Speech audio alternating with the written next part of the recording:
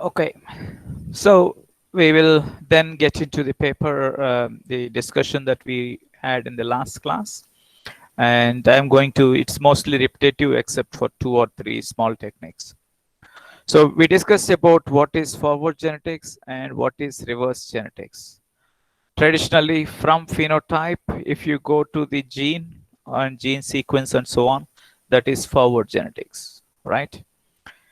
Because in the earlier days, we didn't have enough knowledge about or the presence of the DNA. We only know about a trait or a phenotype.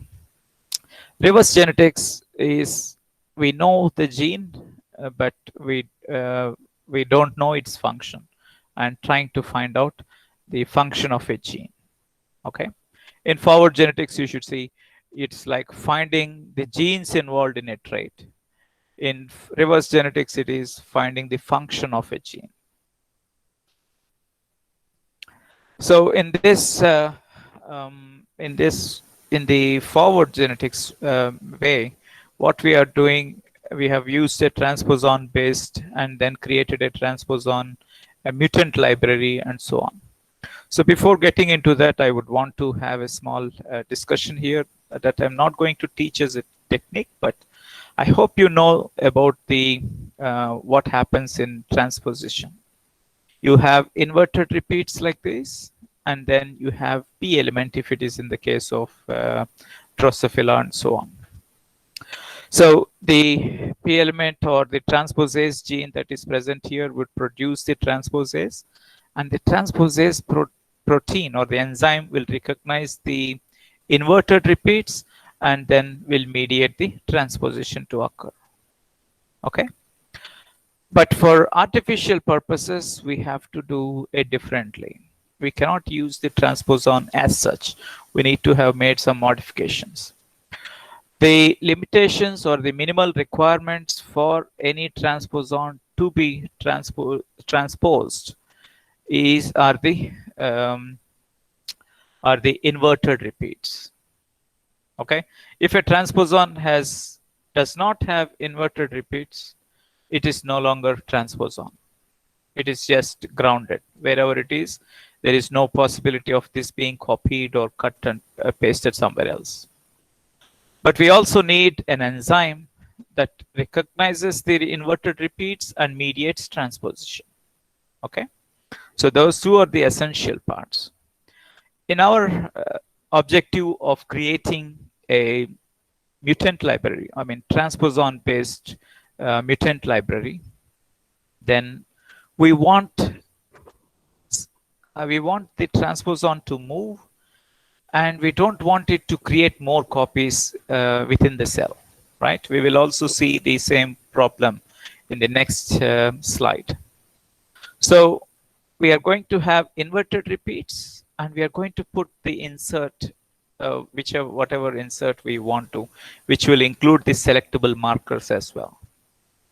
And because we don't want the transposon to move from here to somewhere else, okay, so we need to have the transposase gene in our control. So what typically is done is whichever gene you want to move or the selectable markers, you will put within the inverted repeats. Okay, and the transposase gene is put somewhere else.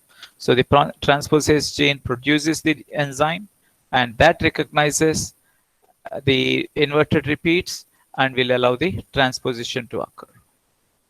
Okay, and once it has come here, and you will eliminate this gene, transposase gene, because of which the transposase, once it has moved to this location, cannot move further.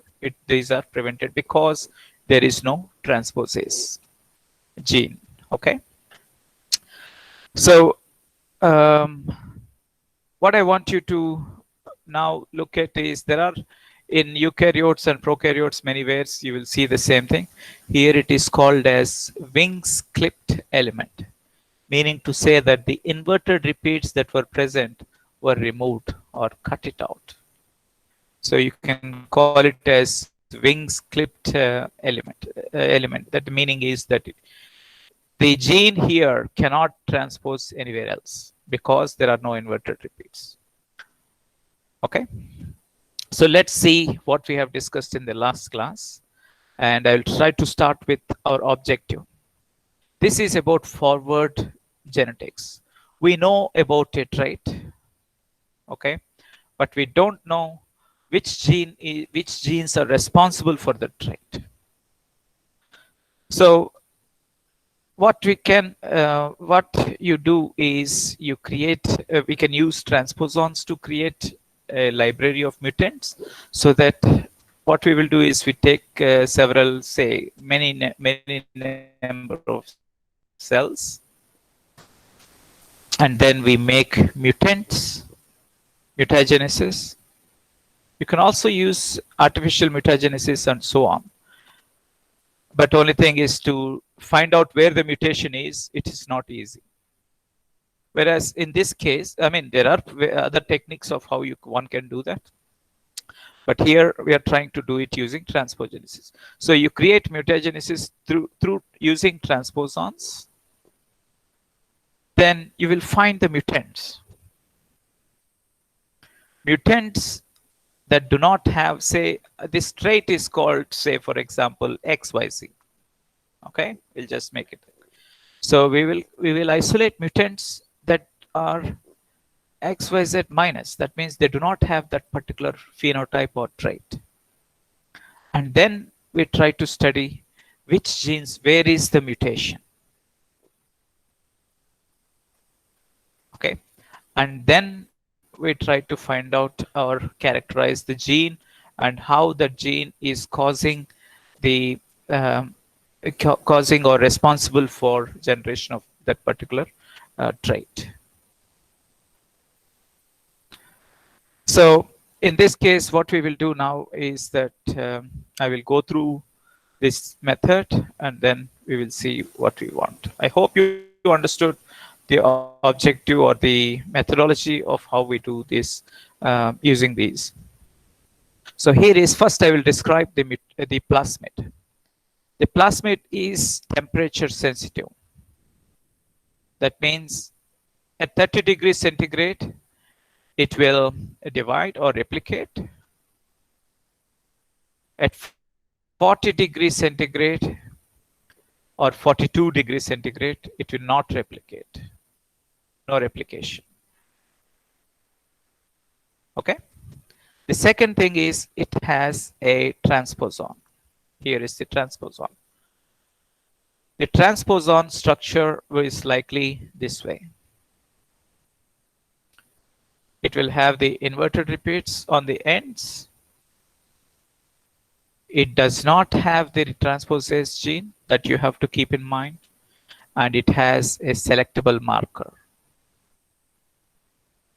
Okay. Why do we need the marker? We need the marker in two aspects. One is to differentiate or select transformants from non-transformants. The second one is to select those that have got the transposon on the genome, transposition occurred, and from those that did not have transposition. So the transposon part here has the inverted repeats and it has a selectable marker, and it does not have the transposase gene within the transposon. It has transposase gene, okay, somewhere else. Okay, keep that in mind so that it's easier to. It's something like I have shown you wings clipped element in the previous slide. The same way you have the transposase gene here, it does not have no inverted repeats. Okay, so what we will do is we will transform it. We will allow the transformants to grow at permissive temperature, that is 30 degrees centigrade, so that there will be cell division. All the transformants that have got a plasmid will replicate and become more. like that, something like this. You will have proliferation of the transformants. Now what you're doing is you are going to plate all these cells on agar plates, and you're growing it at 42 degrees centigrade. Say for example, one cell has come here, and that cell is going to multiply and make a colony. All the new cells, all the new cells will not have the plasmid. Why is that? As we said earlier, at 42 degrees centigrade, the plasmid does not replicate. So except for this one particular cell, all the other cells are cured of plasmid. No plasmid in them, right?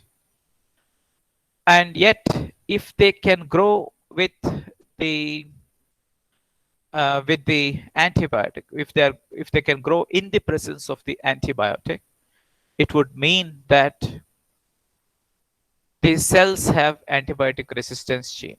How did they get the antibiotic resistance gene?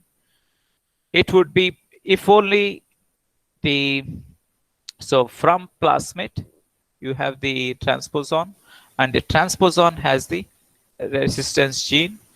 If this you have already using 42 degrees centigrade stopped the replication, but if the cell is still able to grow, it means that the transposon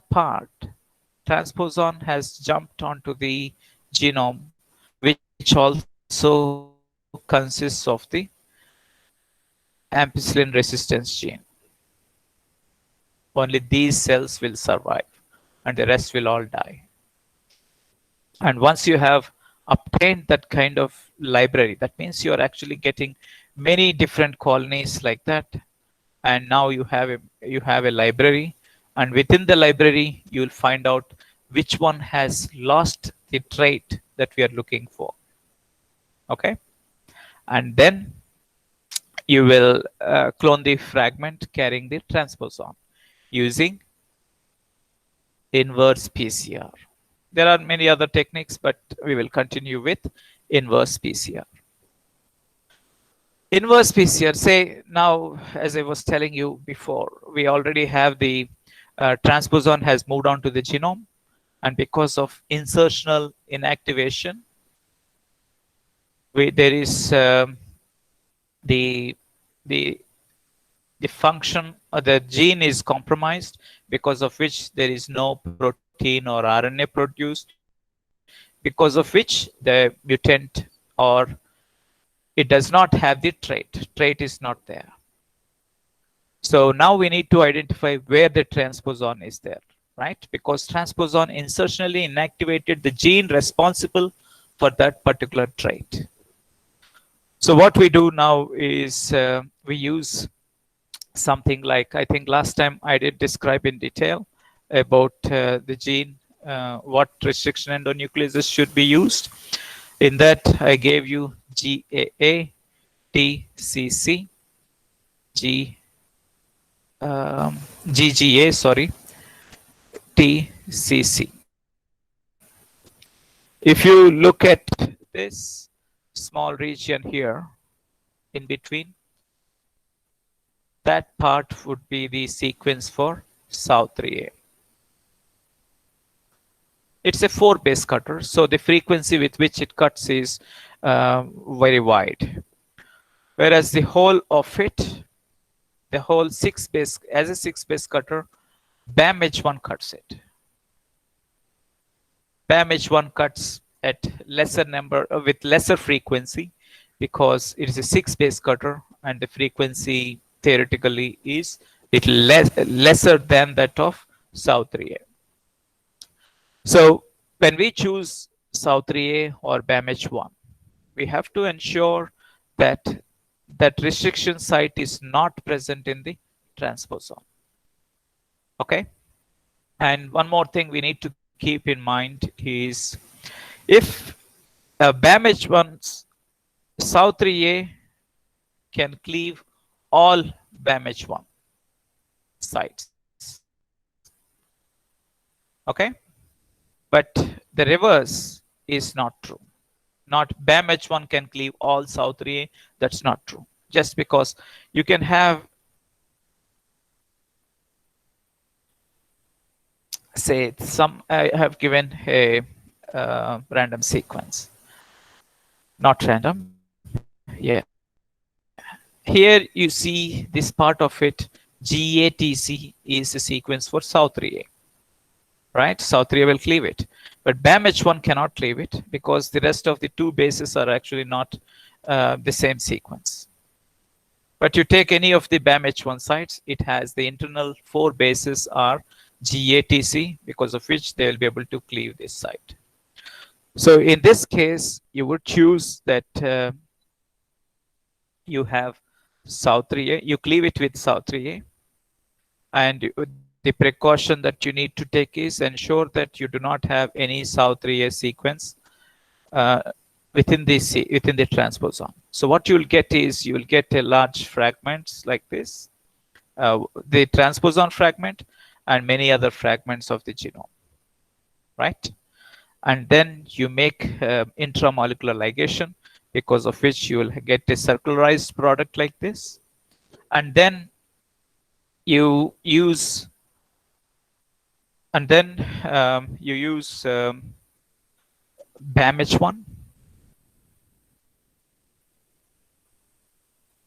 and or you can use any other sequences, and we will use that the site has did I say something wrong? You can use EcoR1, for example. Okay. Or any other sequence that might be present only in the within the transposon.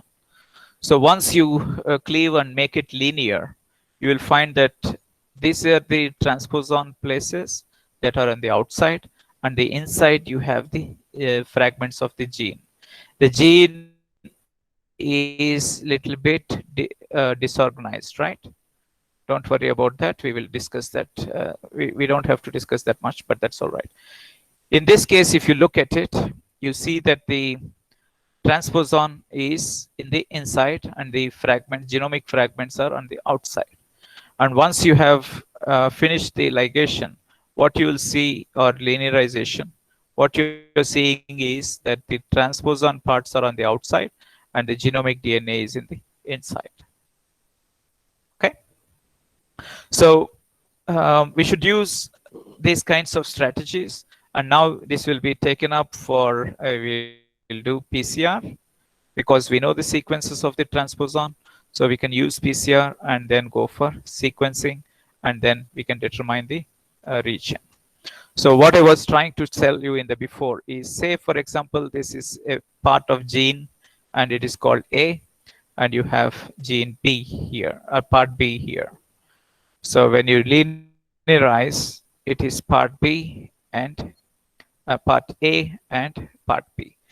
Or I would want to do it a little bit differently. Sorry, just wait a minute. Okay, I will give you 2 different regions so that it will be easier for you to understand. So I'll put A, B, C, D. Now, if I linearize it, I will get B, C, B, A, D, C. And if I put it here, after inversion, you will get BADC. The original sequence actually could have been A, B, C, and D. The actual one was A, B, C, D, but because you have cut it and ligated these two, at the end you are getting B, A, C, D like sequence. These two are coming from different parts. But then once we know the sequence, we can always figure out by using bioinformatics, BLAST, and other things, comparison, you can figure out the actual sequence. Then you would design primers, clone the actual fragment, actual gene, complete gene from the model organism or the wild type, and then do further characterization. Okay. So in the next part, we are going to discuss very fundamental things that you have done. One of it is factors affecting gene expression. Every time we try to put in a gene into, I mean, after construction of the rDNA, recombinant DNA, we'll put it as a plasmid, say, we'll put it into this chromosome. And we want the gene to be expressed, right? And we want to see the gene product making a, or resulting in a phenotype. In those conditions, we need to take care of several factors we should consider, and that is what we are going to discuss today. First thing is we how we can create is we want it depends on the purpose. Say for example, I want to isolate the protein and do biochemistry. That is, what is it interacting with, and if it is an enzyme, what are the characteristics of the protein, the structure, and the rate of reaction, and all those other kinds of stuff. Sometimes you want to just see that the protein makes a characteristic or a trait or a phenotype within the cell. Okay. So based on these two different types of approaches, what you're going to do, this is mostly about genetics approach. You can think of molecular genetics or so. This is mostly, the other one is biochemical approach, trying to isolate the protein and then determine the properties of that protein. In genetics approach, we will usually see what kind of phenotype is it doing and what it is doing within the cell. Okay. So in gene, so what we need to keep in mind is copy number. If you have it as a plasmid, your plasmid copy number will be there. Some of them are very less, 1 copies, some of them 2, 3, and some of them they may be 30 copies per cell. So if I want a high copy number of high gene copy number, I should choose a plasmid that is that has high copy number. Okay. If I want low copy number, then I should choose the plasmid accordingly. I mean, it becomes a whole new chapter or something if we talk about the plasmid biology. But the origin of replication is central to that. There are several types of origin of replications like R1, coli1, and so on. And different origin of plasmids with different origin of replications have different copy numbers. Say coli1 is typically a little higher copy number compared to R1 and so on. So there are a large repository of plasmids that you can choose. And then you can choose based on what copy number do you want. Do you want a high copy number of the gene? Because if you put if you clone the gene of interest and it is going to be into 30, then you will have 30 copies of this gene as well. Okay, so that is one thing you need to put on in mind. And if you are putting it onto the genome directly, then it is typically only 1 copy number, typically. So sometimes we want high copy number, sometimes we want low copy number. Low copy number because if the gene product is toxic to the cell, and if you have it in high copy number, the cell will grow very slow or might not grow at all. So in those cases, you might want it to be in very low copy number as 1. So in that case, you choose a plasmid which may have a very low copy number or integrate onto the chromosome. The second one is promoter activity. It is, as we have discussed, always for expression to happen, we need several things. The primary one is about the promoter. When you choose the promoter, you have to choose the promoter based on the host organism, where you want to express it. Say, for example, I am going to work on some gene, eukaryotic gene, okay?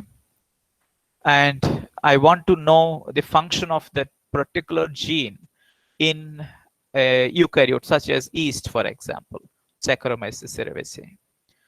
And if I'm doing that in bacteria, if I'm constructing the recombinant in bacteria and I use lag promoter, and then I made the recombinant, the plasmid, and then put it into yeast, okay, into yeast cells, it will not be expressed because the promoter elements differ among different organisms.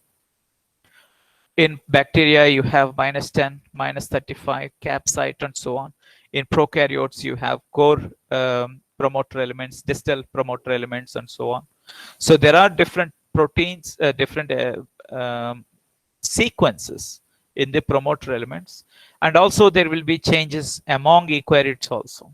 Even in bacteria, what is true for E. coli may not be true for bacillus.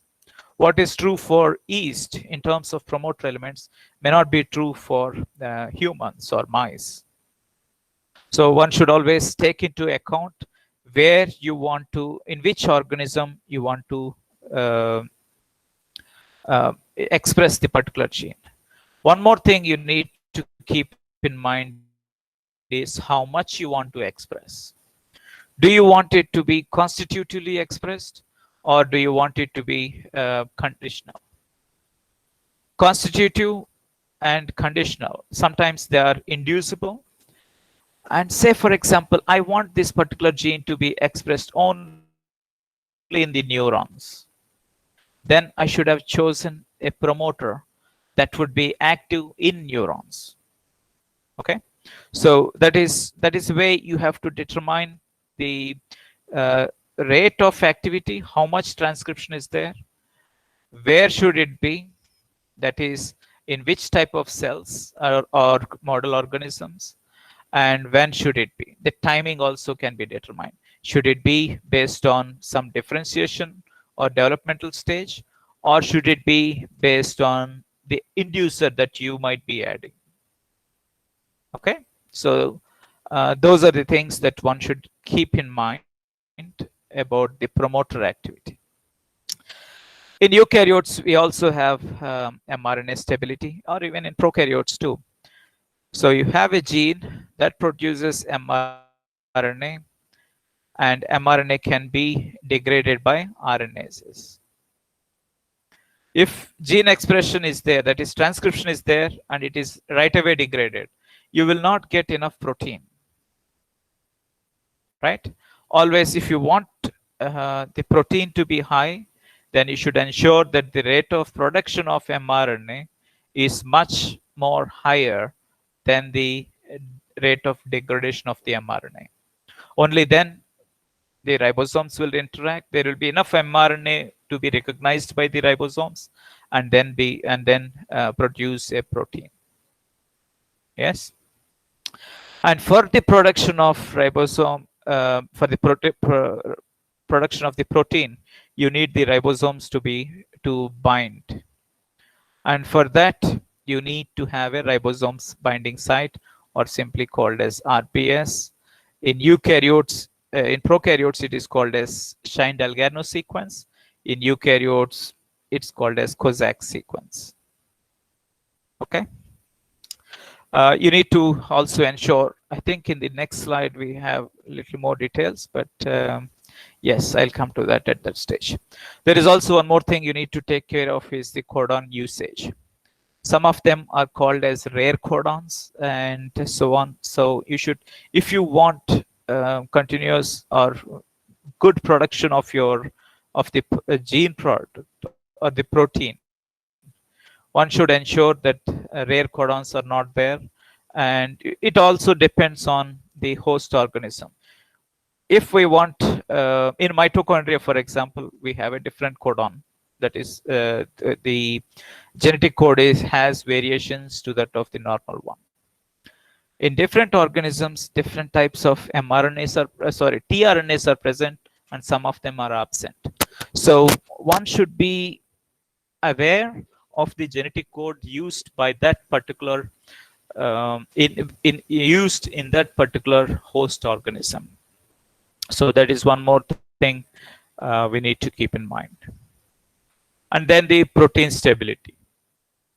If gene is there, mRNA is being produced, Protein is again will also have the same thing: rate of production and rate of degradation. If the protein produced is degraded right away, then it's going to be a problem. So what sometimes people do is, if the degradation is high, they will try to take a host cell, say in cases where you want to produce a large amounts of proteins for further characterization. Then they would use a host that is deficient in some kinds of proteases, right? If there are not enough proteases, those specific protease that is probably degrading the protein, then the rate of degradation is less, because of which the protein will be in higher quantities. If that is not possible, one has to ensure that the rate of protein production or translation is much higher. But every time we overexpress a protein, the host cells are going to get sick. I mean, if we are trying to isolate the protein and so on. So it takes a lot of optimization many a times for overexpressing and then purifying the protein. Then even after protein production, there are many other problems, such as folding, right? If we have a protein and the protein can only function, protein or majority of life is dependent on what kind of conformational changes, right? Same sequence, and but it may have two different conformations, say conformation A and conformation B. One state might be active and one state might be inactive. And which conformation is present will be dependent on many other things, which will include ligands or some other forms of energy, or mostly it is about interaction with a certain compound. A certain molecule might induce a conformational change. If you can take off all biology that happens in the cell, okay, everything is about conformational changes. Say rhodopsin, just because a photon of light comes in, or chlorophyll, it will change its state, and that is conformational change. From there, that will be several other aspects, several other reactions that happen, and that change in conformation is everything. So if we are producing a protein and that protein is not folded properly, then it is non-functional, right? As soon as the ribosome is here and it is producing the protein, it is usually bound by chaperones. Those are the proteins that aid in appropriate or proper folding of the protein, nascent protein, and only then they become functional. Especially the large proteins that are present, they need chaperones to ensure that they are folded properly. If they are not folded properly, they are non-functional, and they may even become aggregated like this. And then they may cause problems to the host cell, okay? Or interfere in the growth of the host cell. The last one is about post-translational modification. Say, for example, I want to study a protein from humans, right? So what is the problem? I'll clone the gene, say XYZ, and I will overexpress it in E. coli, and then mRNA, you will get the protein. And now you isolated the protein and you have a large quantity of the protein. But if you do a test and see if it converts A to B, a reaction, if it mediates a reaction or catalyzes a reaction, it does not happen. Mostly because there is it is about how this protein is modified. Post-translational modifications include many things. Say, for example, if you take a typical protein and I'm trying to extend it, you have the signal peptide here, right? That should be removed. Signal peptide tells which gene, in which compartment of the cell it should be located. And say, for example, you have some protein like insulin, right? Insulin has, it is produced as pre-proinsulin. We will read about it. Pre-proinsulin, then it converts into proinsulin, and then into finally into insulin. So there should be a cleavage of chain B, and then you have two chains and so on. For this, why should it be cleaved? It should be cleaved only in this location, one part alone. And if you want only cleavage here, how can you make it happen? That means you should have the specific protein that recognize the amino acid sequences in this location. And that might be present in humans, but not in E. coli. And that's a problem also. There are many other things similarly, which include post-translational modifications, include phosphorylation and many other, say in collagen, you may have hydroxylation of some of the amino acids, and only then they actually function properly.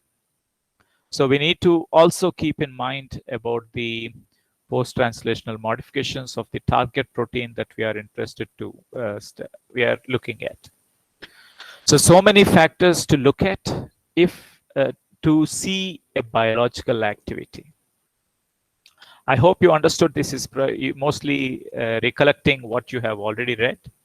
So just keep this in mind when you are going to read about these in the future in your careers. I would like that the troubleshooting, especially in cases of troubleshooting, one should be able to think about so many things and think about all possibilities, and then eliminate the possibility of the possibility, and you will be left with something.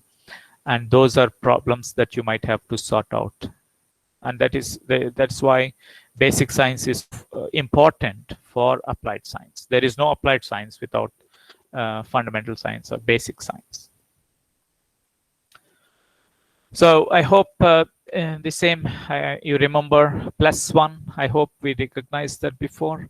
For transcription, -10 and -35. TAT, -10, TTG, ACA. This is for E. coli.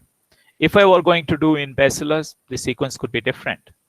And we need to look into which sequences are required. It all depends on in which bacterium you want to see the desired effect. Okay. And I hope you know that -10 is approximately 10 bases from the transcriptional start site. And this is -35. So there is also ribosome binding site, which is called as Steindl-Garneau sequence. This is in bacterial gene expression. And there are about 9 bases or so. The gap between these sites also makes a difference. Okay. Keep that in mind. Yes, protein, the amino sequence is the first. I hope I'll just use it so that you will. This is NH amino group here. I'm just writing it as N. And here is the carboxylic group. So I'm writing as C, a typical amino acid. Okay. And the first amino acid or protein is produced from N to C. Now you will have the next amino acid that might have come here with N and C. All right. In translation, you might want to look it up, and then the C, this amino acid, is cut off and moved on to the growing this second amino acid. And later, during translocation during translocation step of translation, you should see that this is how it keeps growing. Later, this cuts off and jumps onto, to the next incoming amino acid. So the growth is, the free end is N here. And the last one would have carboxylic group. Okay. Yes, those are some of the things that you want to remember.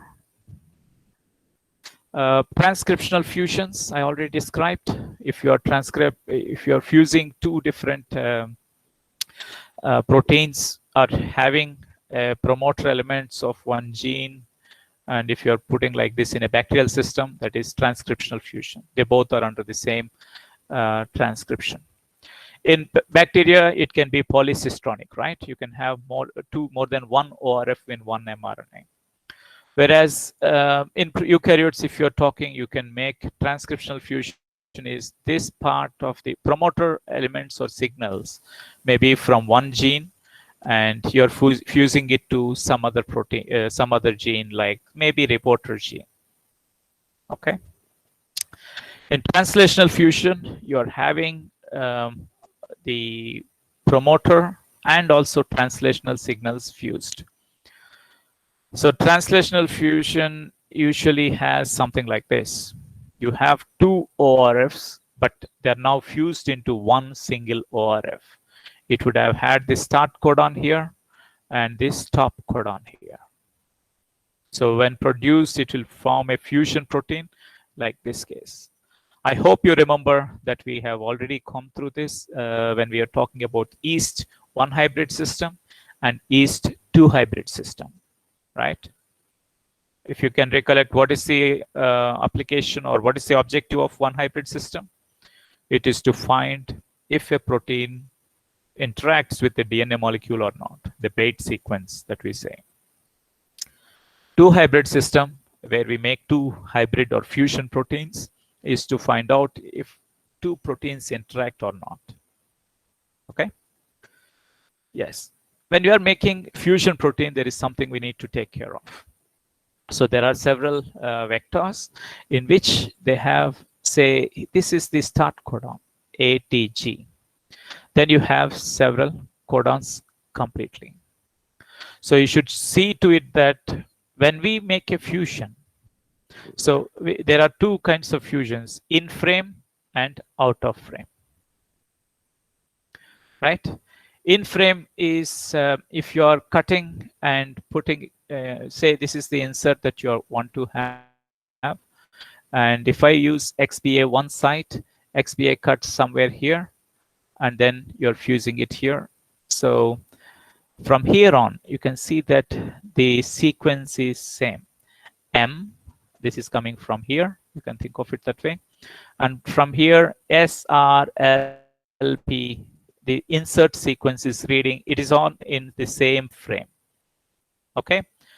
If you look at the, if you have used EcoR1 here, okay, EcoR1 GGA, it cuts around here. And if you're fusing it, it cuts here in the insert, it cuts here in the vector.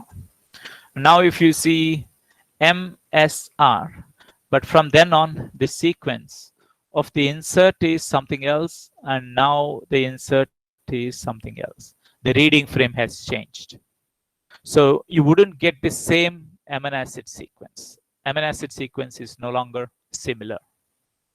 So when we are trying to make translational fusions, you should ensure that using vector NTI or AddGene and many other softwares, or a SnapGene, many other softwares are there.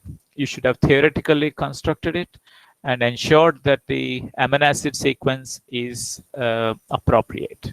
Only then one should proceed to translational fusions. Because even if one base extra is added here or removed, the reading frame is going to change, and that will make that the protein is a whole new different protein. It's not the same protein anymore.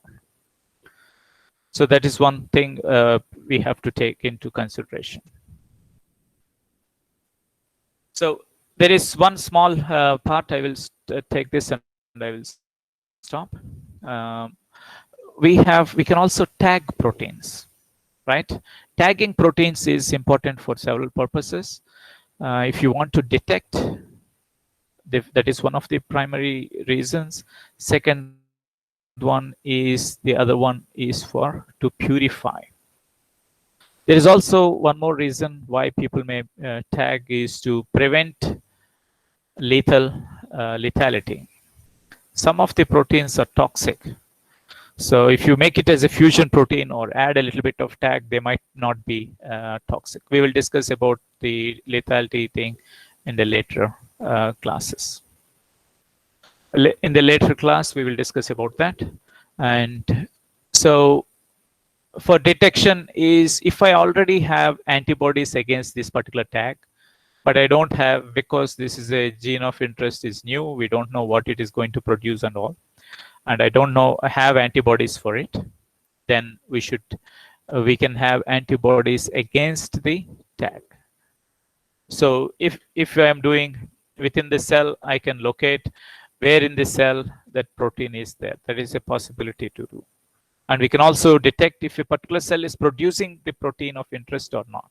Because we have a tag, we can perform Western blotting using these antibodies against the tag, and then it will show us.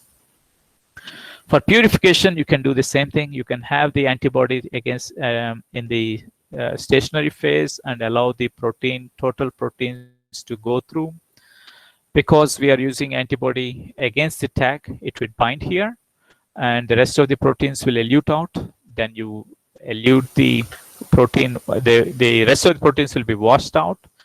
Then you will elute the protein of interest, or you can add peptidase, which you may have added a signal here for cleavage, and then you will get protein purified product. I was supposed to take into this part. Can you take a print screen of this picture, please, of this vector? And for the next class, I want you to find out what is the importance of having all these elements. What do they mean by this? What is RBS, ATG, 6-his? I want you to find out the importance of each of these elements. In the next class, I will probably describe about expression of lethal genes and so on. Okay. Any questions?